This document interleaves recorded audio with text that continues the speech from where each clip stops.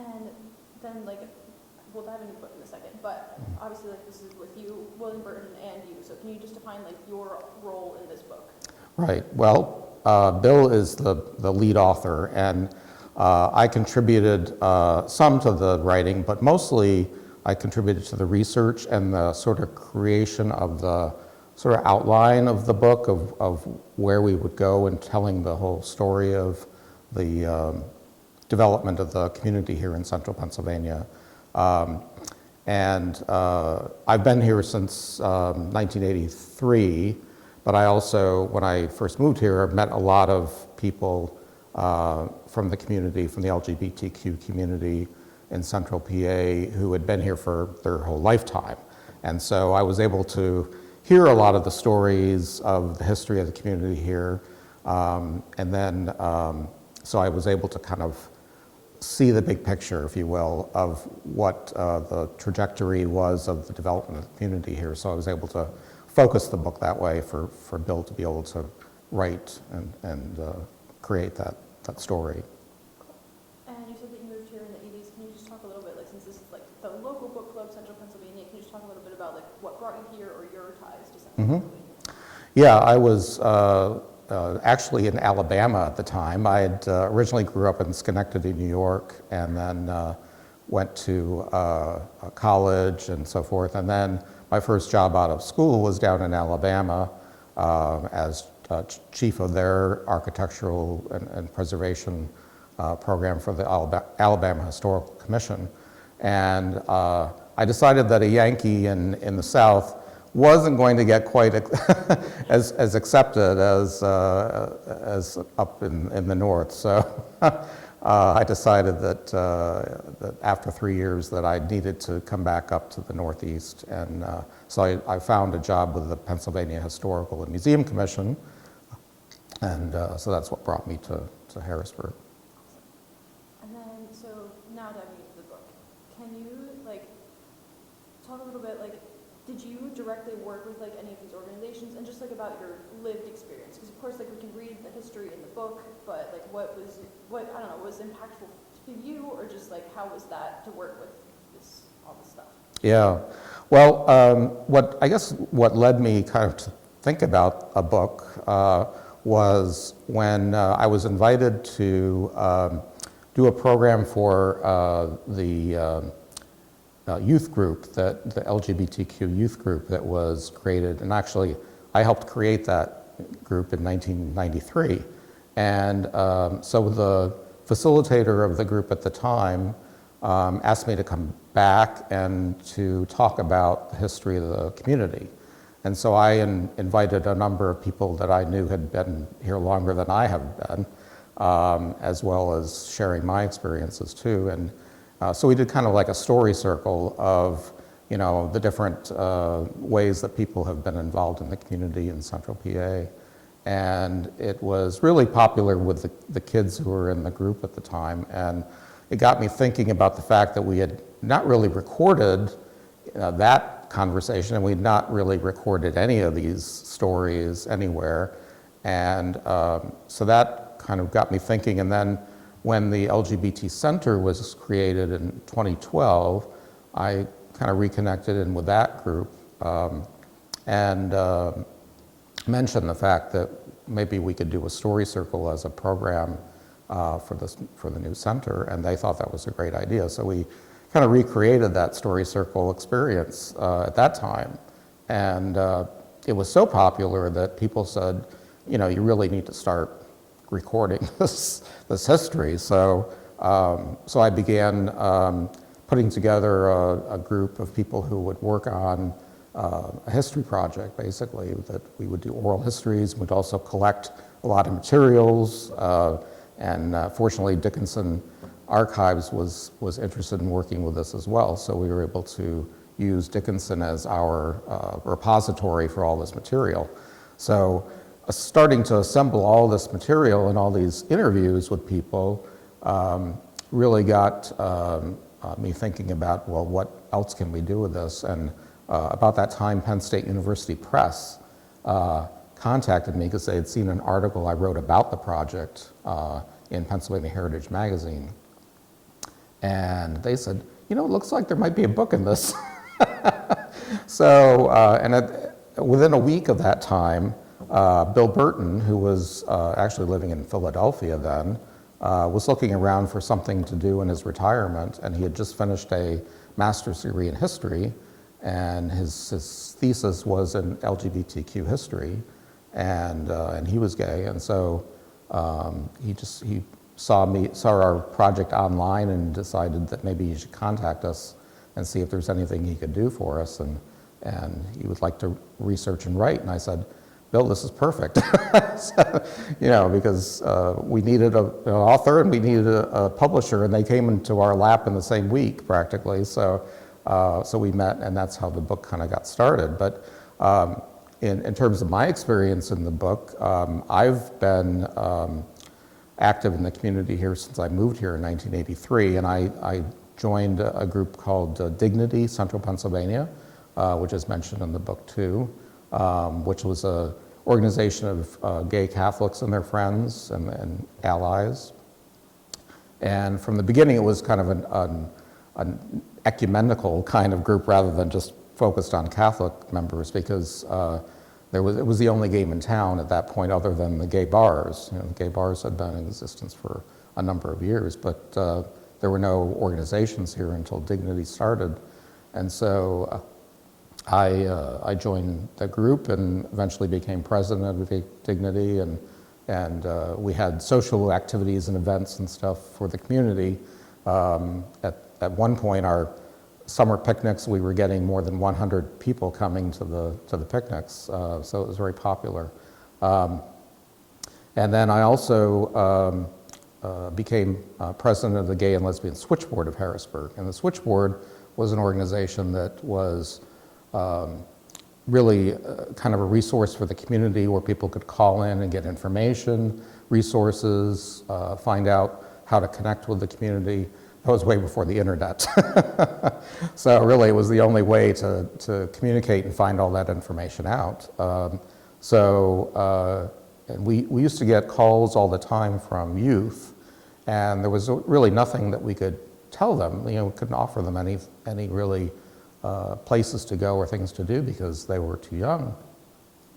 And so I decided that we really needed to start a youth group to have a place for them, a safe space that they could come and meet each other and get information and learn about the community and all that. So I helped start a group called BIGLIA, Bi Gay and Lesbian Youth Association of Harrisburg, kind of a long acronym, but eventually they renamed themselves Common Roads, and that program is still continuing 30 years later after we founded it. So it was really a very successful program and has really saved a lot of youth, literally saved their lives. I mean, many of the youth have come back and said that, if it wasn't for the group, I would have jumped off the bridge, or I would have, just committed suicide or whatever. So it really was an important and still remains an important resource for the community here today. And I got involved in developing the Pride Festival of Central Pennsylvania. I was one of the co-founders of the first Pride Festival in 1992. And that is still going today, more than 30 years later, and still very popular and successful. So yeah, I've been involved in a number of things in the community. But what was interesting, I think, in doing the book is you think you know a lot of the stories and a lot of the history, but you start realizing once you start meeting new people who want to get interviewed and so forth that there's a lot of things that you just didn't know and are surprising. So the history has really come into focus through this book and through the experience of doing this history project as well. So. And what stuck out to you most, like in that process, like experience, person, story, whatever, like most impactful? Like if you had to pick one thing, like what will you never forget? From that experience? Yeah. Well, one story that particularly impacted me, I think, was from Williamsport. And Williamsport's a little out of our typical region where we concentrated, trying to do stories on. But what we found is there really wasn't anyone doing this work between Philadelphia and Pittsburgh. So, we were getting a lot of stories and a lot of information from all over. And Dan Manivel was or is still alive. He is an activist from Williamsport who, at a young age, really got involved in trying to better the lives of people in the Williamsport area, north central PA. And he was involved in starting several organizations up there, really a whole succession of organizations, and still today is even involved in creating and working in organizations up in that north central PA area. But in 1978, Anita Bryant was scheduled to come to the Bloomsburg Fair, and the Bloomsburg Fair is a huge thing up in that part of the state. And Anita Bryant had been on a crusade at that time to try to eliminate all of the gains that have been made in local non-discrimination ordinances in various cities, including the area where she was living in Florida. She was the spokesperson for the Orange Growers Association. So she had a big platform in doing appearances and so forth. She was a beauty queen, and she sang, performed and so forth. So she was scheduled to be there and give a concert at the Bloomsburg Fair. Well, because of her notoriety in opposing gay rights, a group of people from central Pennsylvania decided to protest her appearance. And so they organized a rally, and they organized, or they got permission to actually do a march around the oval, the huge oval there at the fairgrounds where the stands are located where she was going to perform. And so there were like 10,000 fans sitting in the seats, and this group of about 50 or so protesters were marching around this oval, and they were escorted by state police officers initially, but then pretty soon the state police officers kind of disappeared, and people were like actually getting into their faces and screaming at them and so forth, opposing them and everything. They made it safely around finally to the rally point, and they had a number of local press like media covering the event, and Dan spoke at the rally, and so some of his speech was covered on the local news. Well, when he got home, his house had started to be vandalized as a result of this appearance on TV. And over the course of the next few weeks, his house was totally trashed. They had thrown cinder blocks and bricks and so forth through all the windows, busted the doors, the locks and everything. So he was basically living in an unsafe situation because it could have, he could have been injured or worse. So, and he was very fearful about what was happening. And this was his boyhood home. He'd grown up in this home. His parents had passed away when he was just in his 20s. So he inherited the home from his parents. And so he was forced to sell his home and move out of town about 20 miles or so. So that kind of discrimination, that kind of hatred and bigotry that we think today is maybe not as prevalent. Certainly back in the 70s, in 1978 when this happened, it was very, very prevalent. And there are a number of stories in the book that are similar in nature in terms of the kind of sacrifice that people had to make in terms of being out and being visible and being advocating for the LGBTQ community. I was telling Gabby, I was reading this book I was just crying on the plane, because I was like, these people, like, they had to go through so much, and it was so just, like, emotional. Exactly. Oh my God. Yeah, and many of the people who were interviewed, you know, actually cried out in telling the stories, you know, because they're really reliving this, you know, traumatic event that really affected their lives so drastically. And, you know, for many of them, they hadn't thought about it in 30 years, you know. And so bringing up these stories through the oral history interviews have been pretty amazing for them and for the people who've been interviewing them and been listening to these stories. Yeah, I believe it. And can you just like talk a little bit about the differences or difficulties, whatever word you want to use, between like organizing in like Pittsburgh and like Philadelphia, like you were saying, like urban areas versus like central Pennsylvania? Mm-hmm. Yeah, and that's why this book is so important, because a lot of focus has been on the huge urban areas and metropolitan areas. And in those kinds of settings, the communities are typically more closely knit in terms of their physical location, and you know, there's neighborhoods that are specifically more prevalent in terms of how many people live there versus being scattered all over central PA. So, you know, here there was no cohesive geographic location where people can walk out their door and you know, walk to, you know, all their neighbors and know that there are lots and lots of gay neighbors or LGBTQ neighbors. Harrisburg has gotten a little bit more of a community built over the years, but back in, you know, the 60s, 70s, 80s, that just wasn't the case. And like Lancaster and other places, the same situation. So the community here has always been a little bit more difficult to organize because, you know, you're spread out so far.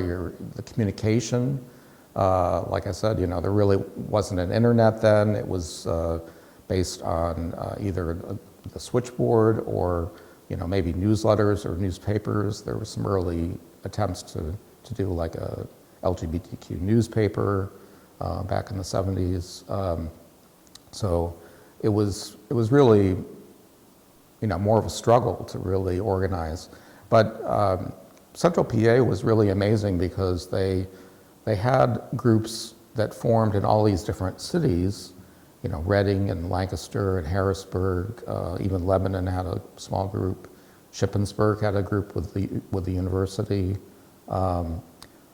and Williamsport, that area. So with all these different little groups that formed, there were sort of people that were kind of leaders and activists within those groups that decided that they really needed to communicate and get together to try to do something bigger than what they could do individually in these small groups. And actually, that story I think is really interesting about the formulation of the Pennsylvania Rural Gay Caucus, because it grew out of an effort that Governor Shapp did in his administration. Governor Shapp was way ahead of his time in terms of politicians embracing LGBTQ rights. At the time, there were almost no politicians willing to stick their necks out and say that they would be supportive of LGBTQ rights.